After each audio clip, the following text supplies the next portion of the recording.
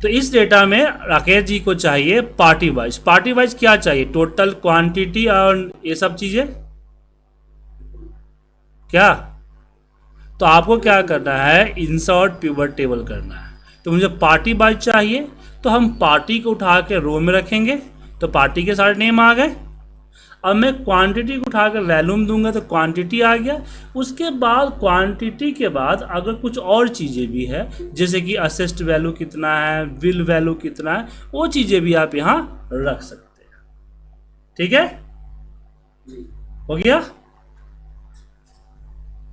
तो सबसे पहले लेजेंड की कौन किसके वाइज आपको चाहिए, जिसके वाइज चाहिए उसको रो में रख दीजिए, और जिसकी कैलकुलेशन करनी, मतलब जिस कॉलम का मुझे टोटल करना है, उस कॉलम को कहां रखेंगे? वैल्यू सेक्शन में। क्लियर है? अब एक पे हम कई सारे पिवट बना सकते हैं। अब दूसरा क्या चाहिए बताइए? मेरे को इसमें एवरेज क्वांटिटी चाहिए इसकी, मतलब परचेज की कितनी है, डायरेक्ट की कितनी है। ओके, आप इसकी चाहते हैं परचेज टाइप की एवरेज क्वांटिटी चाहते हैं। एवरेज क्वांटिटी, टोटल क्वांटिटी, हाँ। और एक्चुअल में इसमें चलो इसमें भी मेरे को एक काम और करना पड़ेगा इसमें।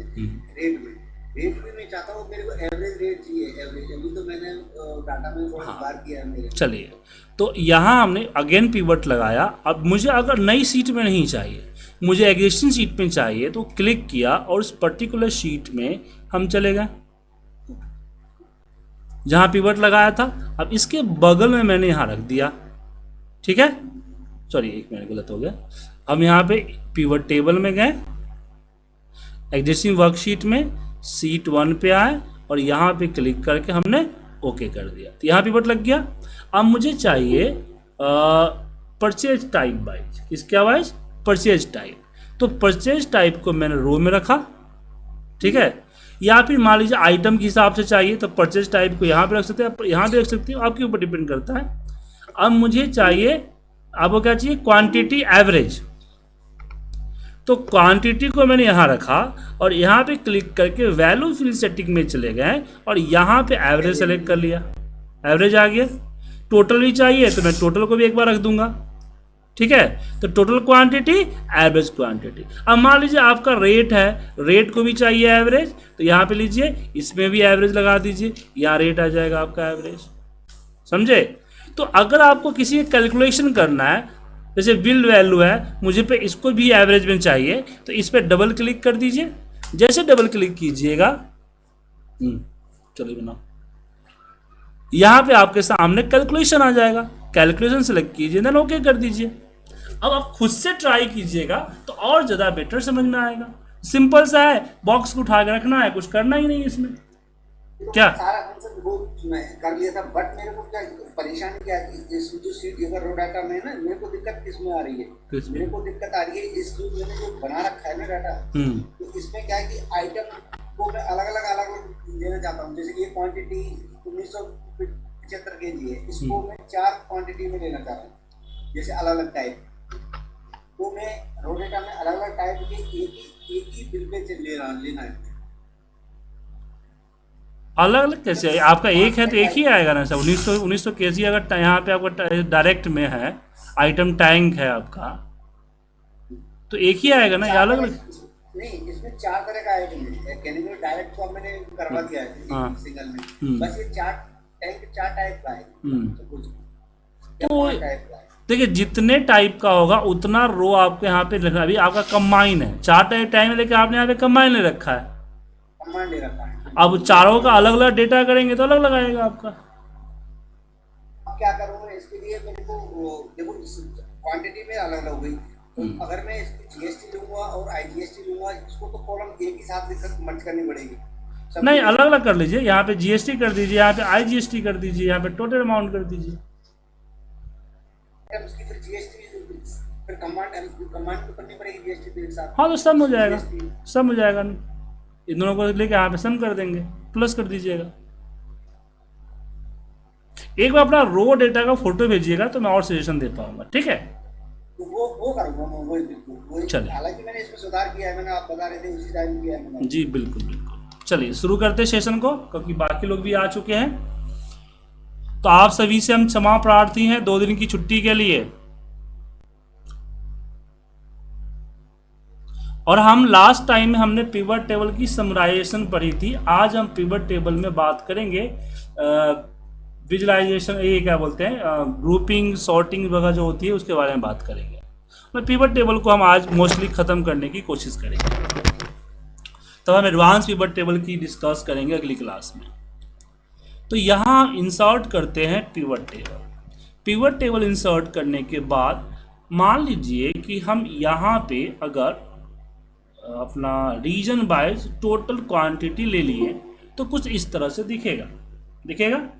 अब चलिए इस पे हम एक चार्ट भी बना देते हैं। ए वाली चार्ट हमने बना दिया, बट इस तरह से पिरामिड दिख रहा है। अब मेरे बॉस ने मुझे बोला कि मुझे इस तरह से नहीं देखना है, मुझे देखना है कि सबसे हाईएस्ट मतलब कि शॉर्टेड फॉर्म में देखना है, सबसे बड़ा पहले हो या सबसे छोटा पहले हो, इस तरह से। मतलब कि हम अपने डेटा को शॉर्ट करना चाहते हैं। तो सिंपली राइट क्लिक कीजिए और यहाँ पे शॉर्ट स्मॉलेस्ट टू लार्जेस्ट या लार्जेस्ट टू स्मॉलेस्ट कर दीजिए, ठीक है। बट कई बार शॉर्ट हम नंबर के हिसाब से नहीं, शॉर्ट हम यहाँ करते हैं इसके हिसाब से। तो इस पे भी राइट क्लिक करके आप शॉर्ट ए टू जेड या जेड टू ए कर सकते हैं। तो यहाँ से भी शॉर्ट कर सकते हैं। पर हर बार शॉर्ट हमारे अल्फ़ाबेटिक नहीं होता है। जैसे ये मंथ है तो यहाँ हमने रिपोर्ट यहाँ पे आया और मैंने अपना मंथ वाइज मान लीजिए क्वांटिटी को लिया कि रो रखा यहाँ पे और मंथ को रखा मंथ, और मान लीजिए कि मैंने यहाँ पे अपना प्रॉफिट अमाउंट ही रख दिया ना। स्ट्रक्चर भी देखेगा नहीं सर, मैं एक बार किसी प्रोडक्ट का रेशियो तो ये एक बॉक्स में कितना आएगा? हाँ बताओ, तो रेशियो कैसे तोड़ के निकालोगे? नहीं पता तुमको, सीखो चलो।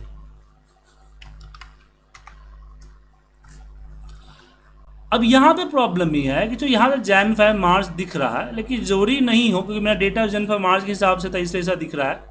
तो अगर मैंने इसको ए टू जेड कर दिया या जेड टू, यहाँ पे अगर हम जेड टू ए कर दें तो आप देख पा रहे हैं कि ये सही से नहीं हो रहा है।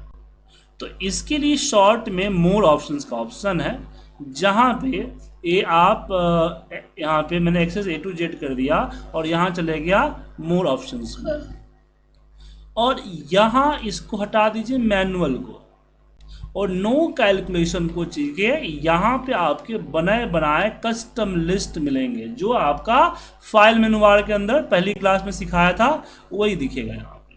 तो यहाँ मैंने जैन फैब ले लिया, यहाँ पे मान लीजिए कि यहाँ पे अप्रैल वगैरह भी होगा, वो भी लीजिए। तो यहाँ से जो आप लीजिएगा उसी हिसाब से शॉर्ट कीजिएगा, तो आपका डेटा यहाँ देखिए शॉर्ट होगा। आ गया जैन फैब मार्च अप्रैल मई जून जुलाई, ठीक है। तो यहाँ से एडवांस शॉर्ट कर सकते हैं, लेकिन कई बार हमें शॉर्ट करना पॉसिबल नहीं होता है। जैसे एग्जाम्पल में इसी को देख लीजिए, सीट 1 को, इसी को देख लीजिए। मैं चाहता हूँ कि सेंट्रल सबसे टॉप पे आना चाहिए, बट शॉर्टिंग करने से तो टॉप पे नहीं आएगा ना। क्या हुआ यहाँ पे? प्लस करना है ना, प्लस कर लिया। तो इसमें करें 22 आंसर होगा। चलिए, तो ऐसे केस में इसको उठा के सिंपली राइट क्लिक करके एक मूव का ऑप्शन इसमें है, आप इसको मूव कर सकते हैं कि मूव टू बिगिनिंग एंड इस तरह से। या फिर मूव करने में प्रॉब्लम होती है तो आप इसको उठा के यहाँ से माउस पॉइंटर ले आके भी आप मूव कर सकते हैं, ठीक है। तो यहाँ पे हमने आपके साथ डिस्कस किया कि पिवट के अंदर हम डेटा को शॉर्ट कैसे करेंगे। अगर शॉर्ट की गुंजाइश ना हो तो हम उसको मूव कैसे करेंगे। समझ में आ गया सर? दोबारा बता दीजिए सर सिंपल उठा के मूव कर दीजिए यहाँ से,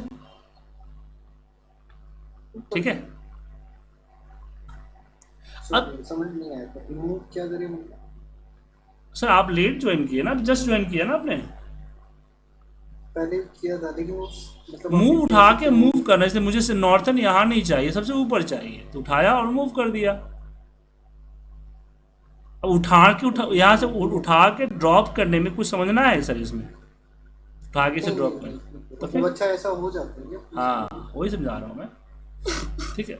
अब जो हमने मूव वाला ऑप्शन या शॉर्ट वाला ऑप्शन किया वो हम टॉप टू बॉटम और लेफ्ट टू राइट दोनों कर सकते हैं। जैसे मैंने इसको मैट्रिक्स फॉर्मेट में बनाया जैसे आप देख पा रहे हैं, तो मुझे मान लीजिए ऑनलाइन को पहले करना है तो यहाँ कर सकते हैं, या फिर राइट क्लिक करके शॉर्ट करना है Z2A वो भी यहाँ पे हो सकता है, ठीक है।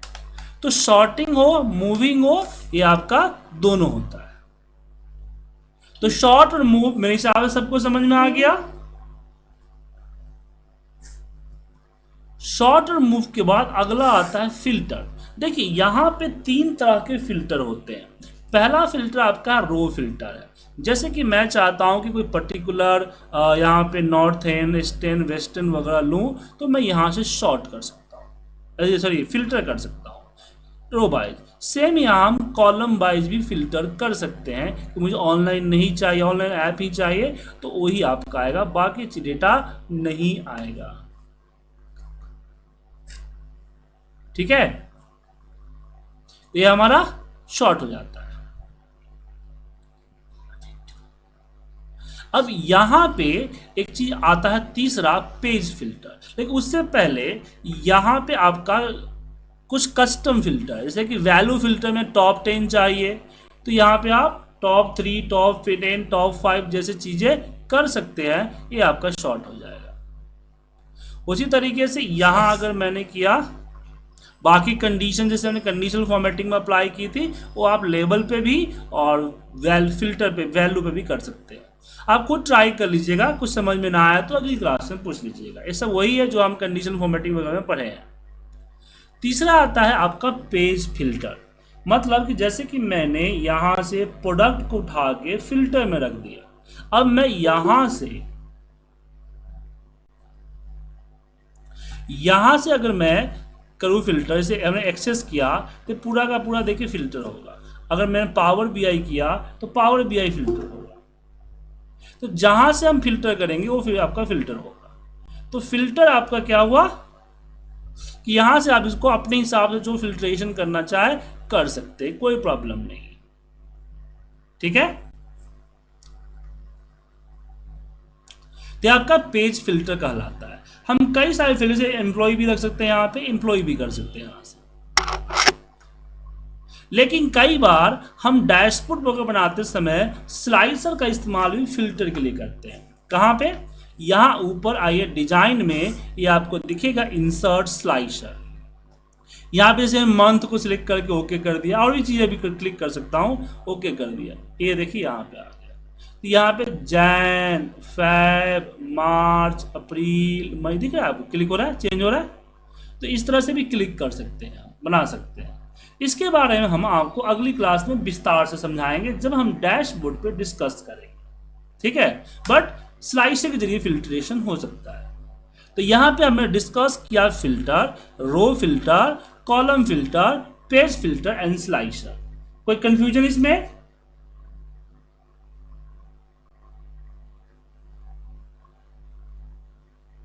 तो 3 टॉपिक हमने कवर किया, फिल्टर, शॉर्ट एंड मूविंग। चौथा आता है ग्रुपिंग। अब ग्रुपिंग की क्यों जरूरत पड़ती है? देखिए जैसे मैंने यहां पिवट लगाया, पिवट लगाने के बाद मैंने प्रोडक्ट लिया अपना, प्रोडक्ट वाइज मान लीजिए कि टोटल क्वांटिटी हमने लिया। अब मैंने देखा कि जो मेरा एक्सेल है, एक्सेस है और वीवीए है, ये 3 जो है एमएस ऑफिस के अंदर आता है। तो मैं यहाँ पे तीनों को एमएस ऑफिस दिखाना चाहता हूँ, लेकिन डेटा में मैं किसी तरह का चेंज नहीं करना चाहता। ऐसा नहीं मैं डेटा में जाऊँ और फिर एक्सेल के एमएस ऑफिस, इसको MS Office, Access MS Office करूँ, नहीं। डेटा जैसा वैसा रहेगा, पर रिपोर्ट में ये 3 के जगह पे 1 दिखना चाहिए और तीनों का टोटल होके दिखना चाहिए। तो आप इसको सिलेक्ट कर लीजिए। सिलेक्ट करते समय आप कंट्रोल का यूज भी कर सकते हैं मल्टी सिलेक्ट करने के लिए। फिर राइट क्लिक कीजिए और यहाँ जाइए ग्रुप पे। कहाँ जाइए? ग्रुप पे। ग्रुप पे क्लिक कीजिए। ग्रुप पे क्लिक करते समय ये आपका यहाँ पे देखिए प्रोडक्ट 2 और प्रोडक्ट आ जाएगा, और यहाँ एक्सेस एक्सेल वीवी आ गया। अब यहाँ पे मैं प्रोडक्ट को हटा दूंगा और प्रोडक्ट 2 को रहने दूंगा। अब ग्रुप 1 को यहाँ पे चेंज कर दीजिए MS ऑफिस। ठीक है, हमने क्या कर दिया, MS ऑफिस। ठीक है,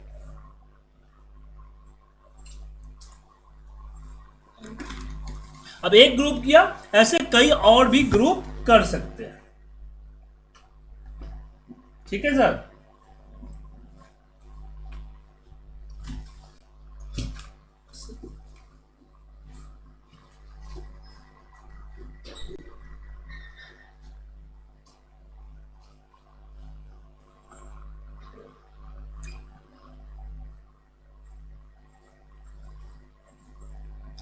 अब इसमें आगे बढ़ते हैं।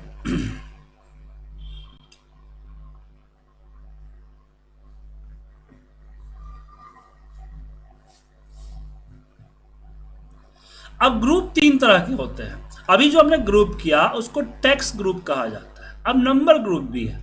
जैसे डेटा पे मेरे पास मेरा MRP है, बस मुझे ये पता करना है कि किस रेंज की MRP पे कितनी क्वांटिटी सेल हो रही है, किस रेंज की MRP पे कितनी क्वांटिटी सेल हो रही है। किसे लिख रहा है, इसे ऐसे दिया हुआ है, इस पैटर्न में बनाना था ना आपको। ये 7 नंबर, हाँ डेसिमल नहीं है, इस ढूंढना है इससे बड़ा कौन सा है।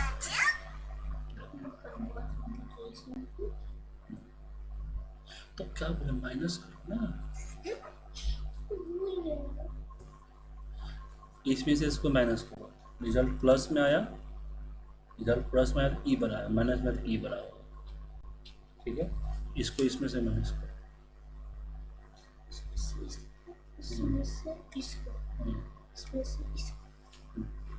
ठीक है।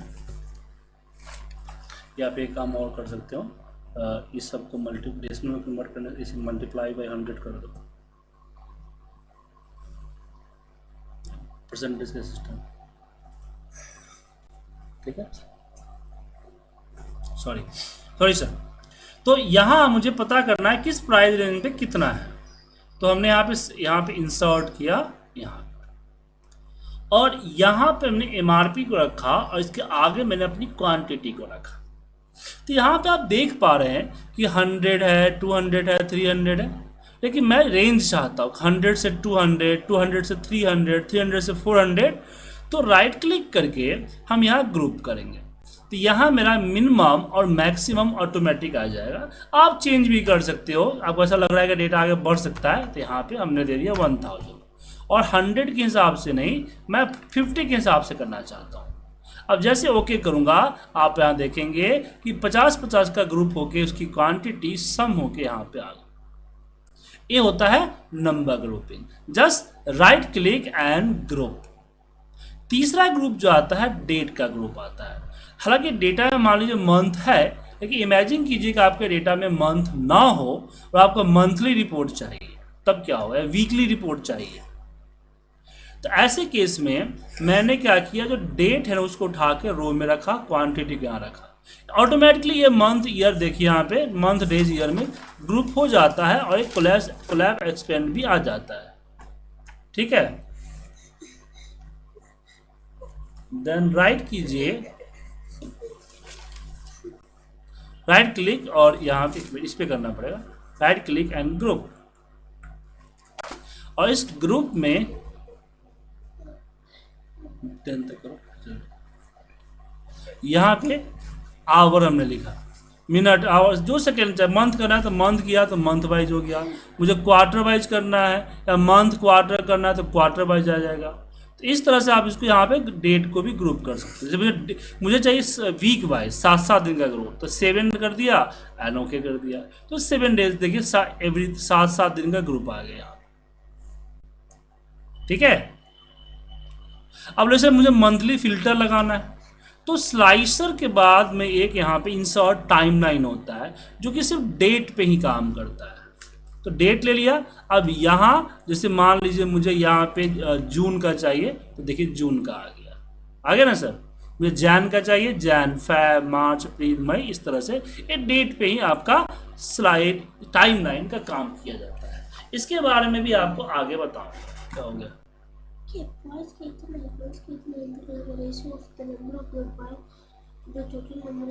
कुछ पता ही नहीं हुआ। तो क्या फॉर्मूला बनाना है,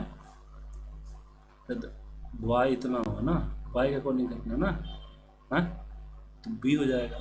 और यहाँ टोटल चाहिए तो बी प्लस जी होगा, तो ये ए वाला होगा। तो ग्रुपिंग समझ में आ गई सर, कोई दिक्कत?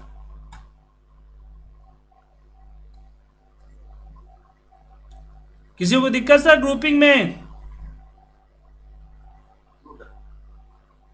चलिए, तो हमने यहाँ पे ग्रुपिंग सीखी। तो हम पिवट का दूसरा सेक्शन खत्म किए। पहला सेक्शन था डेटा समराइजेशन, दूसरा सेक्शन था आपका डेटा कंबाइनिंग, अब तीसरा सेक्शन आता है डेटा कैलकुलेशन। ठीक है, डेटा कैलकुलेशन। तो कैलकुलेशन के लिए चलिए तैयार हो जाइए। देखिए क्वेश्चन था, पूछिए। अगर जैसे कोई भी हमने तो फर्स्ट वाला ग्रुप किया था, इनकेस जैसे बाय चांस बाय मिस्टेक हमसे कोई अलग सिलेक्ट हो गया तो उसको अनग्रुप कैसे करेंगे? जस्ट राइट क्लिक कीजिए, अनग्रुप, स्टार्ट से शुरू करना होगा ना, अनग्रुप शिफ्ट के साथ फिर? नहीं। जैसे कि आपने मुझे एमएस ऑफिस का अनग्रुप करना है, इसमें मान लीजिए 2 है ग्रुप आपका, 2 कर रखा है आपने, ग्रुप कर रखा है, तो मुझे एमएस ऑफिस को अनग्रुप करना है, जिस पे कर्सर रख के अनग्रुप कीजिए, तो सिर्फ वो अनग्रुप होगा, एक ग्रुप टू अनग्रुप नहीं होगा, नहीं होगा। ठीक है, ओके।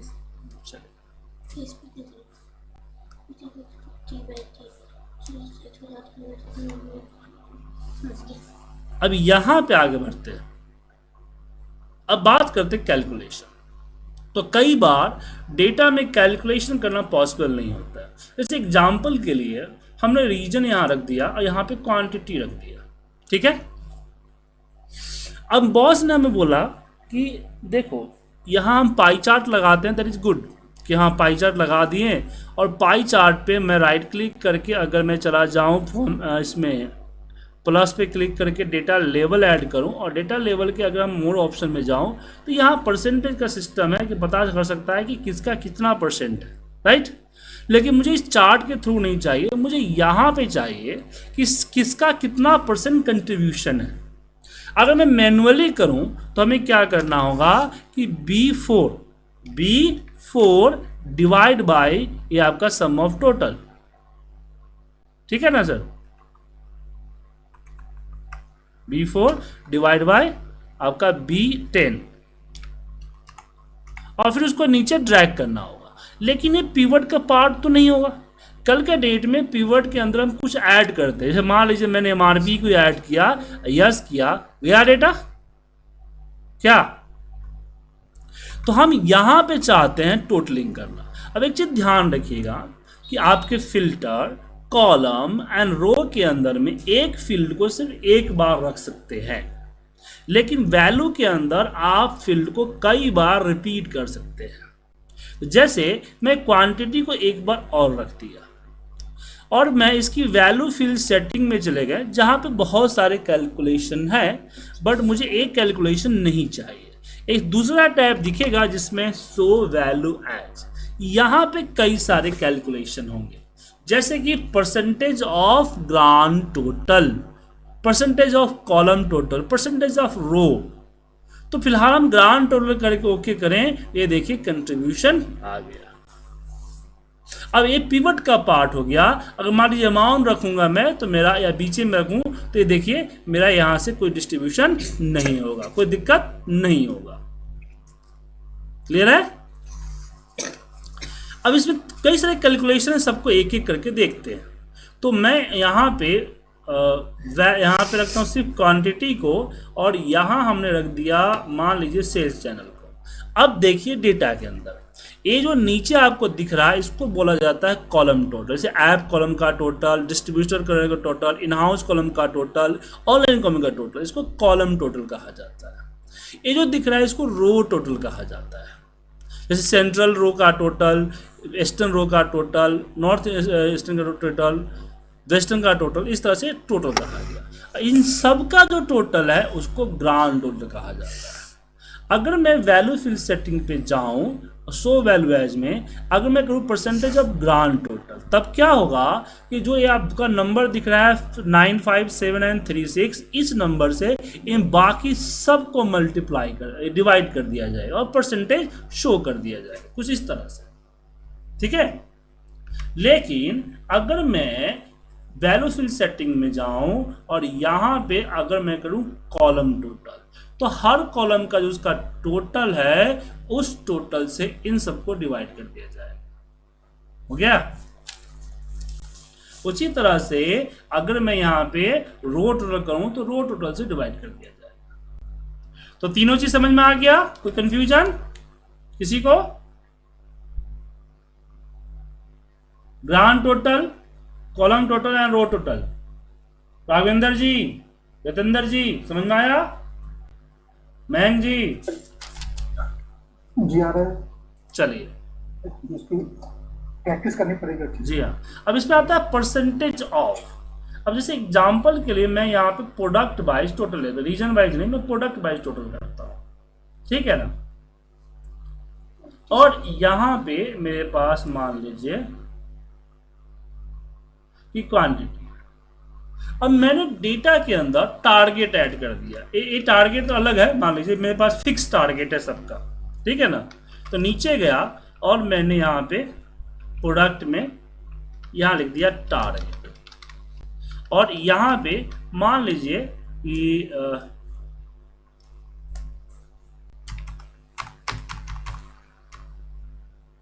ये टारगेट ऐड कर दिया। अब ये डेटा यहाँ कैसे आएगा? कुछ लोग बोलेंगे सर रिफ्रेश कर लीजिए। नहीं, क्यों? क्योंकि जब मैंने पिवट लगाया था तो मेरा तो यहाँ तक का रेंज था। इसे अगर इससे ऊपर किसी भी डेटा में चेंजिंग होती है तो रिफ्रेश करने से अपडेट होगा। लेकिन हमने नया रो ऐड किया है, हो गया, नया रो ऐड किया है, तो क्या होगा? तो ऐसे केसेस में हम पिवट को रेंज अपडेट करेंगे। पिवट टेबल एनालिसिस के अंदर चेंज डेटा सोर्स, हो गया,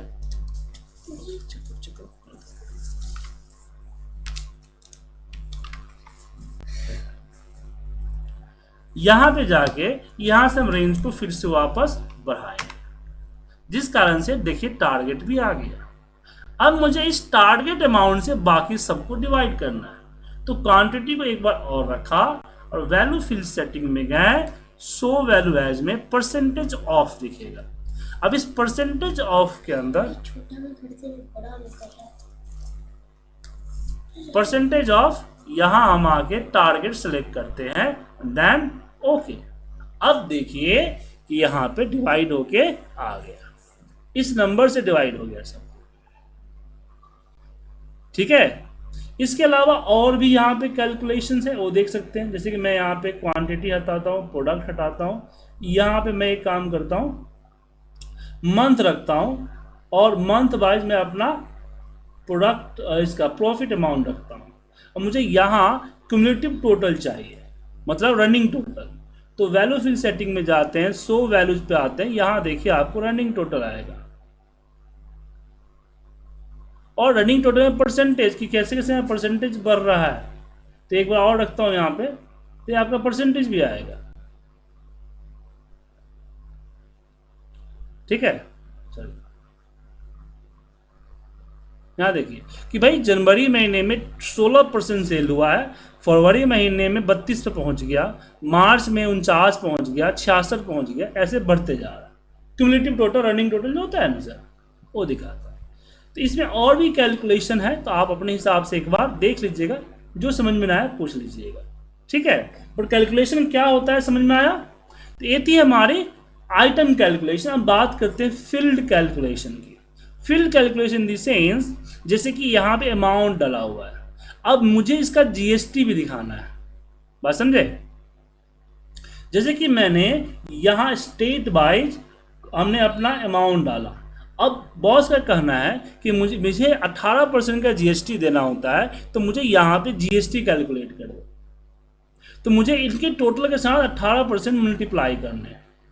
कैसे करें? तो इसके लिए यहाँ पे जाएंगे, फील्ड आइटम सेट में आएंगे, कैलकुलेटेड फील्ड जो आपका दिख रहा है, इस कैलकुलेटेड फील्ड पे जाएंगे और यहाँ पे एक नया कॉलम बनाएंगे जीएसटी का, और यहाँ हम सिंपली अमाउंट का 18%, तो 0.18% टाइप हो जाता है, 18% कर दिया हमने।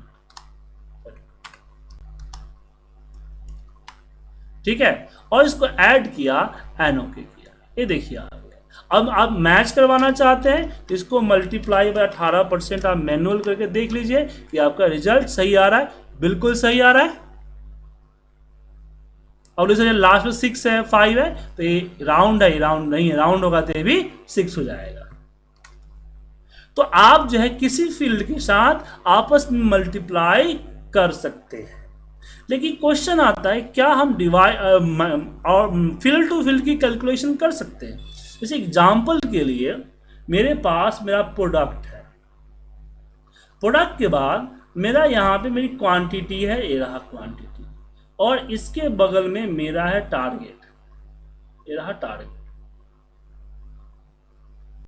अब मुझे यहाँ पे देखना है कि भाई कितना टारगेट, मतलब कि टारगेट माइनस क्वांटिटी यहाँ पे शो करना है। तो हम यहाँ कैलकुलेटेड फील्ड में चले गए, यहाँ पे हम ले देते हैं डिफरेंस, या डिफरेंस, जिसमें हम टारगेट को माइनस करेंगे क्वांटिटी से, ताकि पता चलेगा क्वांटिटी हुआ या नहीं हुआ, मतलब कि टारगेट अचीव हुआ कि नहीं हुआ। देन ऐड करके ओके करते हैं। तो क्या रिजल्ट सही है? चलिए एक बार मैच करके देखते हैं कि टारगेट माइनस क्वांटिटी, बिल्कुल रिजल्ट सही आ रहा है। आ रहा है ना सर? सही।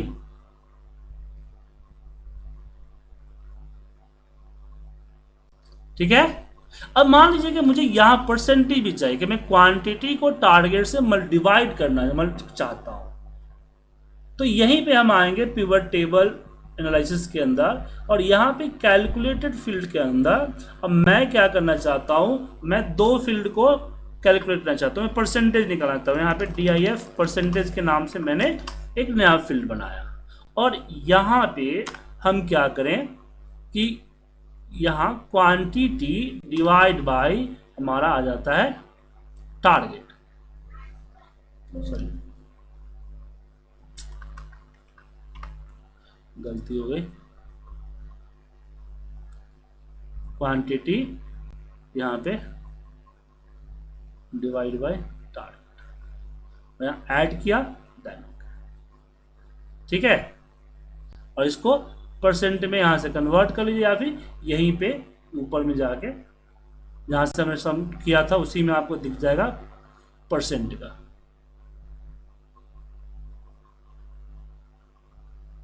ठीक है। लेकिन एक चीज ध्यान रखिएगा, जब भी आप इस फील्ड टू फील्ड की कैलकुलेशन करते हैं तो एक बार आपस में क्या कर लें, क्रॉस चेक जरूर कर लें कि रिजल्ट आपका सही आ रहा है या नहीं आ रहा है। समझे सर? इसको मत भूलिएगा, कई केसेस में गलतियां हो जाती है। जैसे एग्जाम्पल के लिए यहाँ प्रॉफिट परसेंटेज है और यहाँ मेरे पास अमाउंट है। हालांकि मान लीजिए कि यहाँ पे अमाउंट दिया हुआ है, लेकिन मुझे अमाउंट खुद से निकालना है।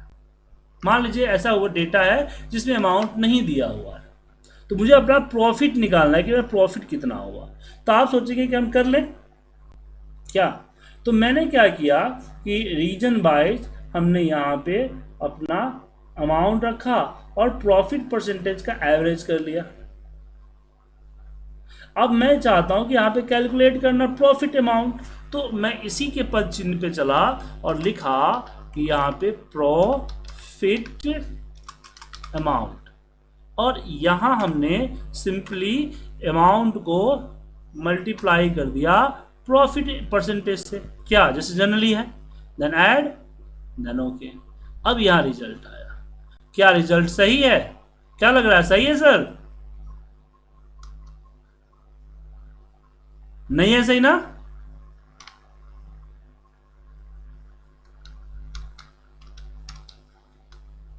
क्या बोले हैं सर, सही है? नहीं है, गड़बड़ है। अब देख सकते हैं एवरेज 50% आ रहा है। 18 ये 288 है, यहाँ पे 291 हो गया, बड़ा हो गया सर। तो क्या नहीं है सर, हाँ सर नहीं है। हाँ, इसलिए मैंने बोला कि कई तरह की कैलकुलेशन नहीं होता है। अब जो कैलकुलेशन नहीं होता उसको क्या करें, तो उसको आज नहीं, हम कल करेंगे। कल हम बात करेंगे कैलकुलेशन विथ पावर पिवट, और जिसमें हम एक प्रोजेक्ट के बारे में भी डिस्कस करेंगे। ठीक है, तब तक आप इतनी की प्रैक्टिस कर लें।